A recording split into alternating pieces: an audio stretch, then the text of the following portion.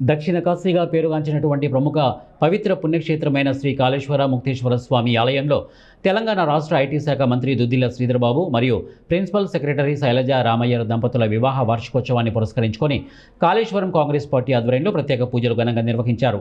ఈ సందర్భంగా స్వామివారికి అభిషేకాలు, అర్చనలు నిర్వహించగా అనంతరం శుభానంద పార్వతి అమ్మవారి ఆలయంలో ప్రత్యేక పూజలు చేశారు. దేవస్థాన పండితులు వేద మంత్రోచ్చరణల మధ్య దంపతులకు ఆశీర్వచనాలు అందించారు. పూజా కార్యక్రమాల అనంతరం ఆలయ ప్రాంగణంలో స్వీట్లు పంపిణీ చేసి వేడుకలను సాధారణంగా జరుపుకున్నారు.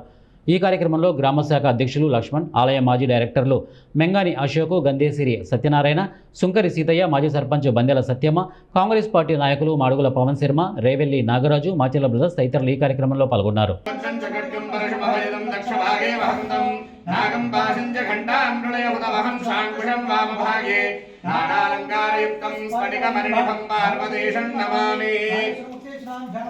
అనేక ప్రార్థన నమస్కారాలు సమర్పయామి. సత్యోదాయ